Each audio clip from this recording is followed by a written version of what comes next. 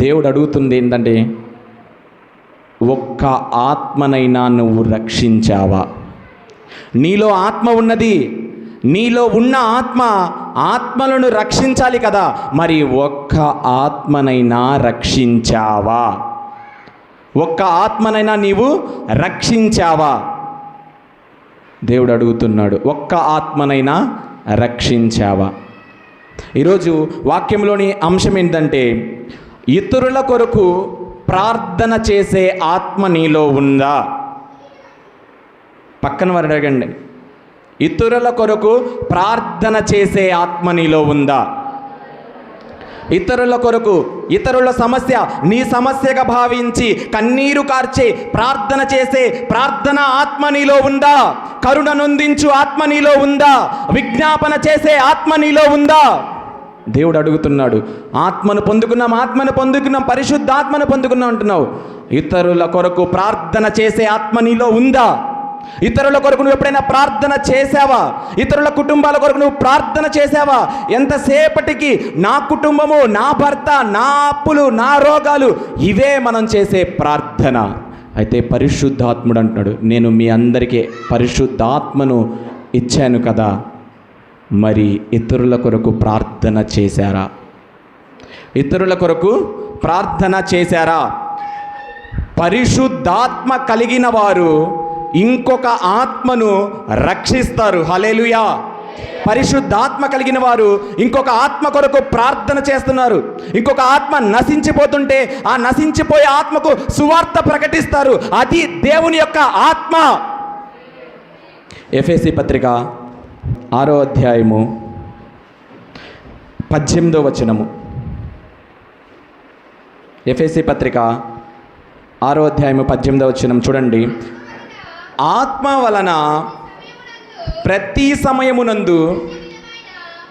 సమయమునందును ప్రతి విధమైన ప్రార్థన విజ్ఞాపనను చేయుచు ఆ విషయమై సమస్త పరిశుద్ధుల నిమిత్తమును పూర్ణమైన పట్టుదలతో విజ్ఞాపన చేయుచు మెలకువగా ఉండుడి. హల్లెలూయా. ఎలా ఉండాలంటండి? పరిశుద్ధ ఆత్మ కలిగిన వారు ఎలా ఉండాలి? అమ్మా, పరిశుద్ధాత్మ కలిగిన వారు ఎలా ఉండాలి చెప్పాలి. పరిశుద్ధాత్మ కలిగిన వారు ఎలా ఉండాలి? ఏ ఆత్మను పొందుకొని నీ కుటుంబం కొరకు నువ్వు ప్రార్థన చేస్తావా? మరి పక్కవారి కుటుంబం కొరకు, నశించిపోతున్న ఆత్మల కొరకు రేపు లెక్క అడుగుతాడు దేవుడు. నేను ఆత్మను పొందుకున్నాను, నేను అన్ని భాషలు మాట్లాడుతున్నాను, నేను ఆరాధనలో దర్శనాలు చూస్తున్నాను, అన్నీ చూస్తున్నావు. రేపు అక్కడ పరలోక రాజ్యపు గేటు దగ్గర కలగానే ఏది? ఒక్క ఆత్మనైనా రక్షించావా? అయ్యా నేను ఆరాధన అద్భుతంగా చేస్తానయ్యా, అయ్యా నేను ఇదిగో ప్రభు ఆత్మతో నింపబడ్డానయ్యా, ఇదిగో నేను అన్య భాషలతో అభిషేకించబడ్డానయ్యా.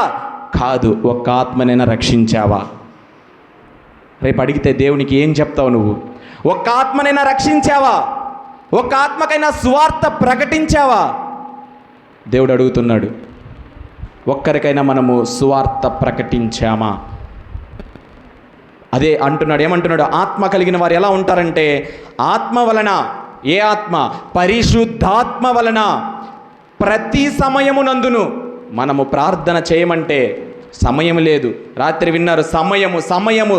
నీ సమయాన్ని దేవునికి ఇస్తే నువ్వు ఇవ్వాల్సింది దశమ భాగము. అంటే డబ్బులే అనుకుంటా ఉంటారు, నేను డబ్బులు దశమ భాగంగా దేవునికి ఇవ్వాలనుకుంటారు. కానీ నీకున్న 24 గంటల్లో 2.5 గంట దశమ భాగము, ఆ సమయాన్ని నువ్వు దేవునికి ఇస్తున్నావా? దేవునికి ఇస్తున్నావా? ప్రార్థన చేయడానికి మనకు సమయం ఉండదు. ఏదో ప్రార్థన చేస్తాం, మోకాళ్ళు వేయము, ఏమీ చేయము, ఎలా పడితే అలా ప్రార్థన చేసి వెళ్ళిపోతూ ఉంటాము. అంతే వాక్యం అంటుంది, ఆత్మ వలన ప్రతి సమయమునందును ప్రతి విధమైన ప్రార్థనను విజ్ఞాపనను చేయుచు ఆ విషయమై. ఏ విషయమై? నశించిపోతున్న ఆత్మల విషయమై, లోకంలో పడిపోయిన ఆత్మల విషయమై, నీ చుట్టుపక్కల ఉన్న ఆ కుటుంబాల విషయమై నువ్వేం చేయాలంటే సమస్త పరిశుద్ధుల నిమిత్తమును పూర్ణమైన పట్టుదలతో విజ్ఞాపన చేయాలి. విజ్ఞాపన చేయుచు మెలకువగా ఉండుడి. పౌలు గారు చెప్తున్నాడు, మెలకువగా ఉండుడి. మెలకువగా ఉండాలి. నీలో ఉన్న ఆత్మ నీ కుటుంబం ఒక్క కొరకే కాదు, అనేక కుటుంబాలను రక్షించాలండి. అనేక కుటుంబాల కొరకు భారముగా ప్రార్థన చేయాలి. అనేక కుటుంబాల కొరకు ప్రార్థన చేయాలి. నీ కుటుంబంలో సమస్యలు ఉంటాయి, శోధనలు ఉంటాయి, నీకు అవసరాలు ఉంటాయి, నీకు అప్పులు ఉంటాయి, అయినా నువ్వు ఇతరుల కొరకు ప్రార్థన చేయాలి. మొదట అబ్రహాము చేశాడు ప్రార్థన. అబ్రహాము చేశాడు. అబ్రహాముకు పిల్లలు లేరు, గర్భము తెరవబడలేదు, గొడ్రాలనే నిందలున్నాయి, అవమానాలున్నాయి. కానీ తన బంధువు లోతు ఆ సొదొమ గొమొర పట్టణంలో ఉన్నప్పుడు, నశించిపోతున్నప్పుడు, నాశనము చేస్తానని దేవుడు చెప్పినప్పుడు అబ్రహాము దేవుని దగ్గర గోజాడాడు. అయ్యా అయ్యా అక్కడ నీతిమంతులుంటే, అయ్యా అయ్యా ఒక్కరున్నా, అయ్యా ఇదిగో 10 మంది ఉంటే నాశనం చేస్తావా అని గోజాడి ఆ పట్టణం నుంచి లోతు కుటుంబాన్ని బయటకు తీసుకొచ్చాడు. ఈరోజు ఎందుకంటే అది అబ్రహాము దేవుని ఆత్మ కలిగి ఉన్నాడు కాబట్టే ఆత్మలను రక్షించాడు. ఈరోజు నీలో ఉన్న ఆత్మ ఎన్ని కుటుంబాలను రక్షిస్తుంది? ఒకసారి నిన్ను నువ్వే పరిశీలన చేసుకో. ఎంతమందికి మనం సువార్త ప్రకటిస్తున్నాం? ఎంతమందికి మనం యేసు ప్రభు వారి గురించి చెప్తున్నాం? ఎంతసేపటికి అయ్యా నా కుటుంబంలో ఈ శ్రమలు ఉన్నాయ్యా, ఇదిగో ఈ రోగాలతో నేను ఉన్నానయ్యా, ఈ అప్పులతో నేను ఉన్నానయ్యా. ఎంతసేపటికి నీ కుటుంబం గురించే. ఎప్పుడైనా ఆ పక్కవారు ఎంత బాధపడుతున్నారే, వారి కొరకు మనం ప్రార్థన చేద్దామే. ఇదిగో నేను కష్టాల్లో ఉన్నప్పుడు యేసయ్య నన్ను బయటికి తీసుకొచ్చాడు కదా, ఈ యేసయ్య గురించి, ఈ యేసయ్యని వారికి పరిచయం చేద్దాము అని ఎప్పుడైనా మనం ఆలోచించామా? నీలో దేవుని ఆత్మ ఉంటే ప్రతి సమయమందు ప్రతి విధమైన ప్రార్థన, విజ్ఞాపన పరిశుద్ధుల కొరకు నువ్వు చెయ్యాలి. నశించిపోతున్న ఆత్మల కొరకు నువ్వు చెయ్యాలి. అది నీ బాధ్యత. అబ్రహాము చేశాడండి. మరి అదే ఆత్మ నీలో ఉంది కదా, మరి నువ్వెందుకు చేయలేకపోతున్నావు? నువ్వెందుకు దేవుని సన్నిధికి నడిపించలేకపోతున్నావు? ఈరోజు నీవు కూడా పరిశుద్ధాత్మను పొందుకున్న నీవు భారము కలిగి నశించిపోతున్న ఆత్మల కొరకు ప్రార్థన చేయి. ఆ కుటుంబాలు దేవుని సన్నిధికి వస్తారు. ఆమేన్. నువ్వు భారముగా ప్రార్థన చేయాలి. అయ్యో నేను పరిశుద్ధాత్మను పొందుకున్నాను, నేను ఆత్మను పొందుకున్నాను, నాకు అన్య భాషలు నేను మాట్లాడుతున్నాను, ఆరాధన అద్భుతంగా నేను చేస్తున్నాను. నువ్వు సంతోషపడుతున్నావేమో, దేవుడు సంతోషపడట్లేదు.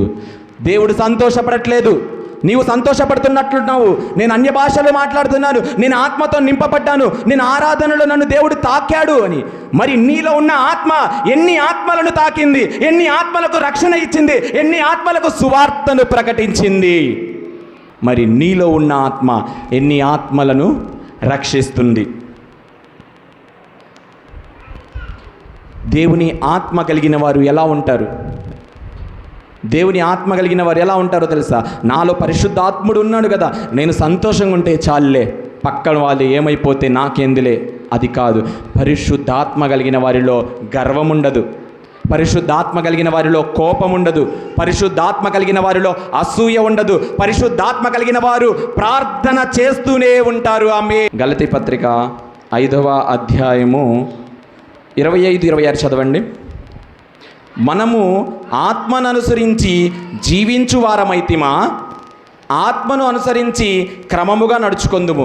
నీవు ఆత్మను అనుసరించి జీవిస్తున్నట్లయితే ఆ ఆత్మ నిన్ను క్రమముగా జీవింపచేస్తుంది. తర్వాత చూడండి, ఒకరినొకరము వివాదమునకు రేపకయు, ఒకరి అందొకరము అసూయపడకయు, వృధాగా అతిశయపడక ఉందుము. హల్లెలూయా.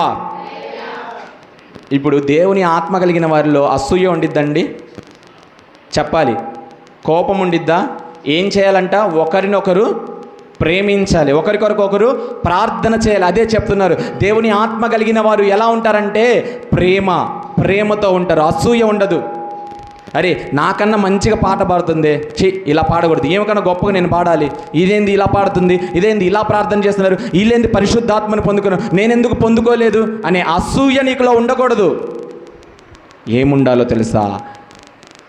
ఆత్మ కలిగిన వారు ఒకరిని ఒకరు ప్రేమిస్తారంట. కోపం ఉండదండి. మొదటిగా కోపం ఉండకూడదు, అసూయ ఉండకూడదు, గర్వము ఉండకూడదు. హల్లెలూయా. గర్వము ఉండకూడదు. అనేక ఆత్మల కొరకు ఒక ఆత్మ నశించిపోవడము దేవుని చిత్తము కాదు.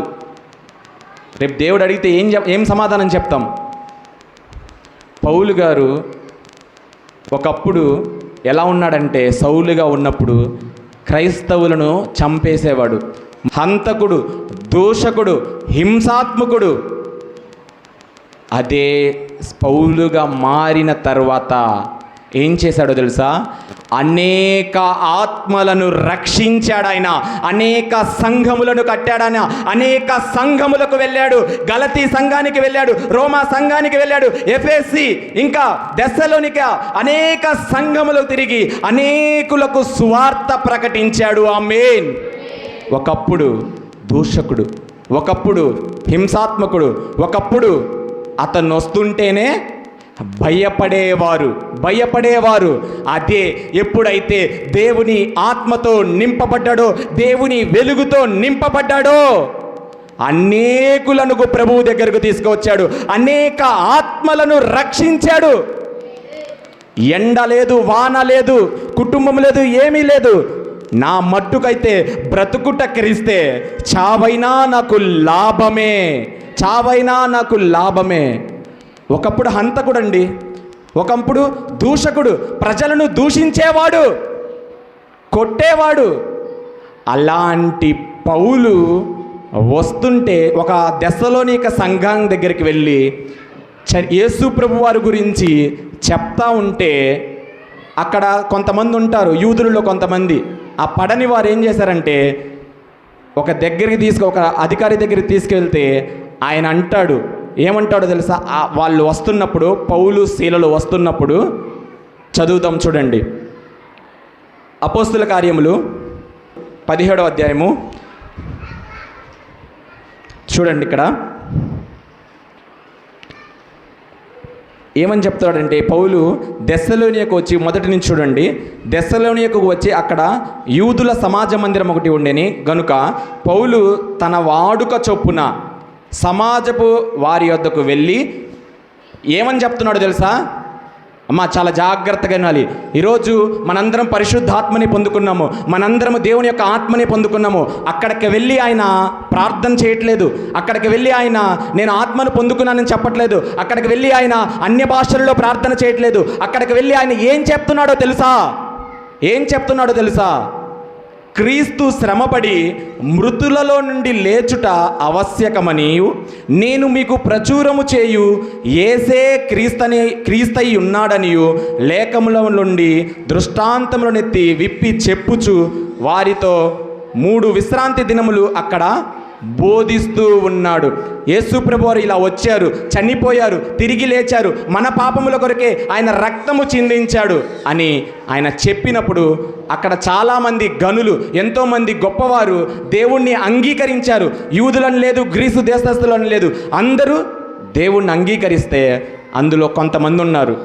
కొంతమంది ఏం చేశారంటే, ఇతను ఎవడో యేసు ప్రభువే రాజు అని చెప్తున్నాడని చెప్పి ఆ రాజు దగ్గరికి వీళ్ళని తీసుకెళ్తే ఏం జరిగిందో తెలుసా? అక్కడ ఆ దెస్సలోనిక దగ్గరికి సంఘానికి వెళ్ళి పౌలు సువార్త ప్రకటించి ఎవరి గురించి చెప్పాడండి? తను పొందుకున్న పరిశుద్ధాత్మ గురించి చెప్పాడా? దేని గురించి చెప్పాడో తెలుసా? పౌలు దేవుని ఆత్మతో నింపబడి యేసు ప్రభువారు ఎందుకు ఈ భూలోకానికి వచ్చారు, ఎవరి కొరకు చనిపోయారు, ఎవరి కొరకు తిరిగి లేచారు, అది ప్రకటించి అనేక ఆత్మలను రక్షించిన తరువాత వారిలో కొంతమంది పౌలు శీలల గురించి, వీరెవరో యేసు ప్రభు గురించి ఇలా చెప్తున్నారు, యేసే రాజు అంట, మరి ఉన్న రాజు ఏమైపోయాడు అని ఆ రాజు దగ్గరికి తీసుకువెళ్తే 6వ వచనం చూడండి. ఆ పౌలు శీలలు వస్తుంటే వాళ్ళు భయపడలేదు. ఒకప్పుడు హంతకుడు, ఒకప్పుడు దూషకుడు, ఒకప్పుడు హింసాత్మకుడు. ఆ పౌలు వస్తుంటేనే భయపడేవారు. అలాంటి పౌలు దేవుని ఆత్మతో నింపబడి ఆ రాజు దగ్గరికి వెళ్ళిన, ఆ అధికారుల దగ్గరికి వెళ్ళిన వారు ఇచ్చిన సాక్ష్యం ఏంటో తెలుసా? అయితే వారు కనబడనందున యాసోనను కొందరు సహోదరులు ఆ పట్టణపు అధికారుల యొద్దకు ఈడ్చుకొని పోయి అక్కడ నిలబెడితే వారిస్తున్న సాక్ష్యం ఏంటో తెలుసా? ఒక హింసాత్మకుడు, ఒక హంతకుడు, ఒక దూషకుడు, అలాంటి వ్యక్తి దేవుని ఆత్మతో నింపబడి క్రీస్తు కొరకు నిలబడినప్పుడు, అతను అక్కడ తిరుగుతున్నప్పుడు, అక్కడికి వస్తున్నప్పుడు ఏమని సమాధానం చెప్తున్నారో తెలుసా? భూలోకమును తలక్రిందులు చేసిన వీరు ఇక్కడికి కూడా వచ్చి ఉన్నారా? ఆమేన్. భూలోకమును తలక్రిందులు చేసేవారంట. ఎవరికైనా సాధ్యమా? భూలోకమును తలక్రిందులు ఎవరైనా చేయగలుగుతారా? అంటే అక్కడ అర్థం ఏంటిదంటే, భూలోకమును తలక్రిందులు చేయడం అంటే మనుషులకు అసాధ్యము కాని పని. భూలోకమును తలక్రిందులు చేయడం మనుషులకు సాధ్యమైద్దా? భూలోకములను తలక్రిందులు చేయడం అంటే మనుషులకు సాధ్యము కాని పనిని ఆ పౌలు ద్వారా దేవుడు చేసి చూపిస్తాడని అర్థము. హల్లెలూయా. మనలో కూడా చాలామంది నా భర్త మారడము అసాధ్యము, వాడు మారడు, ఇదే చెప్తారు, వాడు మారడు. భర్త అని కూడా కాదు, వాడు మారడండి, మూర్ఖుడండి. ఆకాశము భూమి ఒకటైనా అసలు వాడు మారడండి, మూర్ఖుడండి. అలాంటి వారికి దేవుడు చెప్తున్నాడు, నీవు దేవుని ఆత్మతో నింపబడినట్లయితే, దేవుని ఆత్మ నీలో ఉంటే, భూలోకమును తలక్రిందులను చేసే ఆ దేవుని ఆత్మ నీలో ఉన్నట్లయితే అసాధ్యమైన పనిని సాధ్యము చేసి చూపిస్తుంది పరిశుద్ధాత్మ దేవుడు. ఆమేన్, ఆమేన్. పౌలు అనుకోనుండడు, ఒకప్పుడు నేను ఇదే నోరుతో ఎంతోమందిని తిట్టాను కదా, ఇదే చేత్తో ఎంతోమందిని కొట్టాను కదా, ఇప్పుడు అదే నోరు సువార్త ప్రకటిస్తుంది, అదే చేయి అనేక ప్రాంతములలో చెయ్యి పెడితే స్వస్థత, అతని నీడబడితే స్వస్థత. కేవలము మనం పొందుకున్న పరిశుద్ధాత్మనే, మనలో ఉన్న ఆత్మనే. అయితే ఆయన ఏం చేశాడంటే అనేక ఆత్మలను రక్షించాడండి, అనేక ఆత్మలను రక్షించాడు. ఈరోజు నీలో ఉన్న ఆత్మ ఎంతమంది కొరకు ప్రార్థన చేస్తుందండి?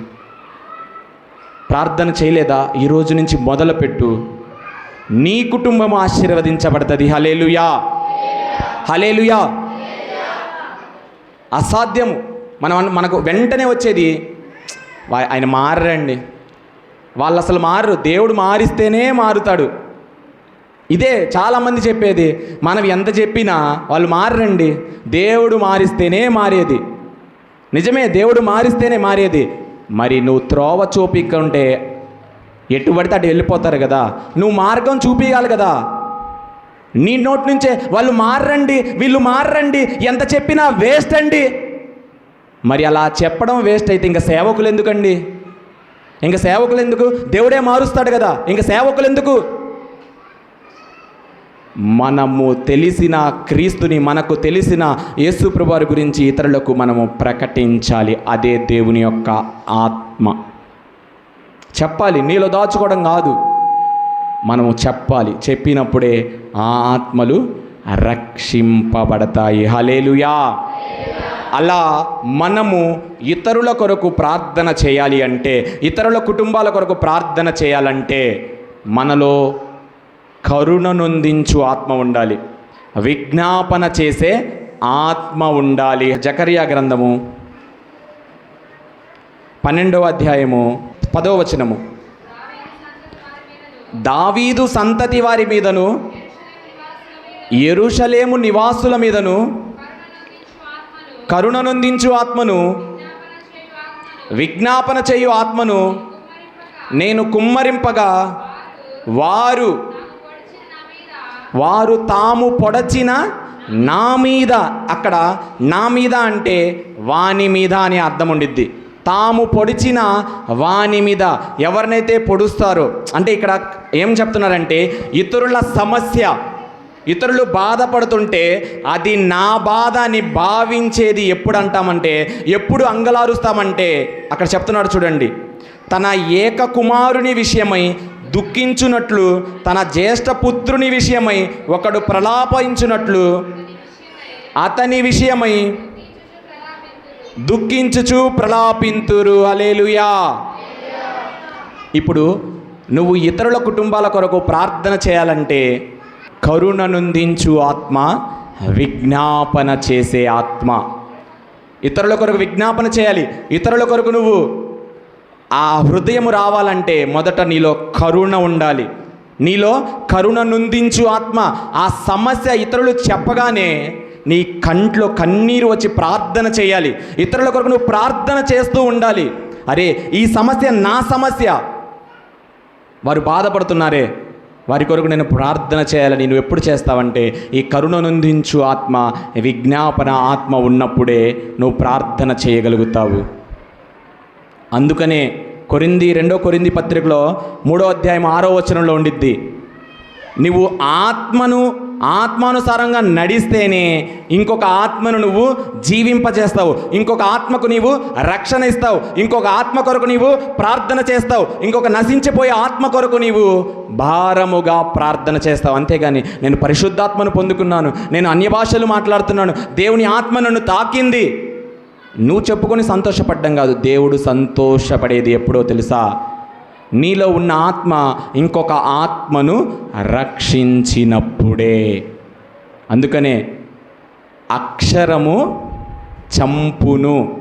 అక్షరం ఏం చేసిద్దండి? చంపేసిద్ది.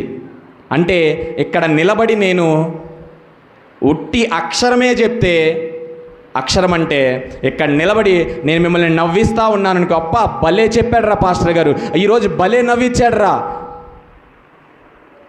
కల్పనా కథలు చెప్పి సంఘమును పక్కదావ పట్టించకూడదు. ఇక్కడ నిలబడి నేను నవ్వించడానికి నేను కమెడియన్నా. సేవకుడు అనేవాడు మాట్లాడుతుంటే హృదయాలు పగలాలి, హృదయాలు తెరవబడాలి. వాక్యము నీ హృదయంలోకి వస్తుంటే కళ్ళలో నుంచి సంతోషము కాదు, కన్నీరు పశ్చాత్తాపముతో కారాలి. ఆమేన్. పౌలు నిలబడి మాట్లాడుతుంటే హృదయాలు తెరవబడ్డాయి. పౌలేమి అక్కడ వాళ్ళందరినీ నవ్వించలేదు, పేతురు నవ్వించలేదు, శిష్యులు నవ్వించలేదు. ఏం చేశారో తెలుసా? నిలబడి ఆత్మతో నిలబడి వాక్యాన్ని బోధిస్తే అనేక ఆత్మలు రక్షింపబడ్డాయి. అది సేవకుడు అంటే. అంతేగాని ఇక్కడ నిలబడి నేనేదో ఒక కథ చెప్పి మీరు ఆ కథకి నవ్వి భలే నవ్వి, ఈరోజు పాస్టర్ గారు భలే చెప్పారా, భలే నవ్వించారా, అలా నవ్వితే మన జీవితాలు నవ్వుల పాలవుతాయి. అలా నవ్వితే మన జీవితాలు నవ్వుల పాలవుతాయండి. వాక్యము అందుకని అంటున్నాడు, అక్షరము చంపేసిద్దంట, అక్షరము నాశనం చేసేసిద్ది, ఆత్మ జీవింపచేస్తుంది. దేవుని యొక్క ఆత్మ నీ కుటుంబాన్ని జీవింపచేస్తుంది. దేవుని యొక్క ఆత్మ అనేక ఆత్మలకు రక్షణ ఇస్తుంది. అంతేకాని నేనేదో ఒక కథ ఇక్కడ నిలబడి చెప్పి మసిపూసి మారేడుగా చేయడం కాదు. నిలబడి ఇక్కడ క్రీస్తు కొరకే బోధించాలి, మన కొరకు ప్రాణం పెట్టిన ఆయన కొరకే బోధించాలి, ఆ రక్షణ సువార్తనే చెప్పాలి. ఒక్కసారి జ్ఞాపకం చేసుకో, ఆ మండు టెండలో ఆ ఆకాశానికి భూమికి మధ్యలో ఆ 3 మేకులతో వ్రేలాడుతూ ఆఖరి రక్తపు బొట్టు వరకు నీ కొరకు కారిస్తే నీకు వచ్చేది నవ్వు. పశ్చాత్తాపము కలగాలి, పశ్చాత్తాపము కలగాలి. నీ ఆత్మ అనేక ఆత్మలను రక్షించాలి. అది అందుకు పరిశుద్ధాత్ముడు మనలో నివసించేది. నీలో ఇతరుల కొరకు ప్రార్థన చేసే ఆత్మ ఉన్నదా? ఆ వాక్యం ఒకసారి చదవండి అమ్మా. అక్షరము ఆయన మమ్మును క్రొత్త నిబంధనకు అనగా అక్షరముకు కాదు గాని, ఇప్పుడు నిలబడి బోధిస్తున్నది అక్షరానికి కాదు, నా నోటి మాటలు కాదు, నా సొంత మాటలు కాదు, నాలో ఉన్న ఆత్మ బోధించే మాటలు. ఆమేన్. ఆ ఆత్మ ఏం చేసిద్దంటే, చదవండి, అక్షరము చంపును గాని ఆత్మ జీవింపచేయును. ఆత్మ జీవింపచేస్తుంది. ఆత్మ కుటుంబాలను కడుతుంది, ఆత్మ సంతోషమునిస్తుంది, ఆత్మ నెమ్మదినిస్తుంది. ఇంకా నీవు ఆత్మలో పరవశిస్తే ఏం జరిగిద్దో తెలుసా? నీవు ఆత్మలో పరవశించి దేవుడు చెప్పింది చేస్తే ఏం జరిగిద్దో తెలుసా? యెహెజ్కేలు ప్రవక్త కలిగి ఉన్న ఆత్మ, యెహెజ్కేలు ప్రవక్త ఆత్మలో పరవశమైపోయాడు. ఆ తర్వాత ఏం జరిగిందో తెలుసా? పరవశమైపోయి దేవుడు చెప్పింది చేశాడు.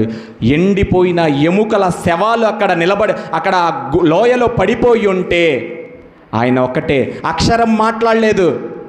అయ్యా నువ్వు మాట్లాడని ఆత్మ వసుడైపోయాడు. తనలో ఉన్న ఆత్మ పరిశుద్ధాత్మతో కలిసిపోయి ఏం జరిగిందో తెలుసా?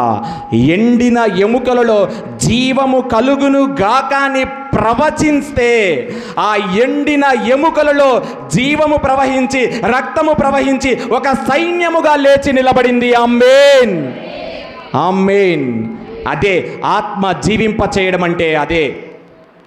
ఎండిన ఎముకలనే జీవింపచేసింది, ఎండిపోయిన మీ బ్రతుకులను కూడా జీవింపచేస్తుంది. కుటుంబంలో సమాధానం లేదా? కుటుంబంలో సంతోషం లేదా? రోగాలతో నువ్వు బాధపడుతున్నావా? అయితే పరిశుద్ధాత్మతో నువ్వు నింపబడు. ఆ ఆత్మ అనేకులను వెలిగిస్తుంది, నీకు సమాధానమును ఇస్తుంది. అక్షరము చంపేసిద్దమ్మా, ఆత్మే జీవింపచేస్తుంది. ఆ ఆత్మకే ఇక్కడ నిలబడి మేము పరిచర్య చేస్తుంది. ఆ ఆత్మ చెప్పిన పరిచర్య మేము చేస్తున్నది. ఆత్మకే మేము పరిచర్య చేస్తున్నాము, కానీ అక్షరానికి కాదు. కాబట్టి ప్రతి ఒక్కరము మనలో ఉన్న ఆత్మ ఏం చేయాలంట? నశించిపోతున్న ఇతర ఆత్మల కొరకు మనము భారము కలిగి ప్రార్థన చేయాలి. ఈరోజు అటువంటి కరుణ నొందించు ఆత్మ, విజ్ఞాపన ఆత్మ ప్రతి ఒక్కరి మీదకి దేవుడు కుమ్మరించునుగాక. ఆమేన్.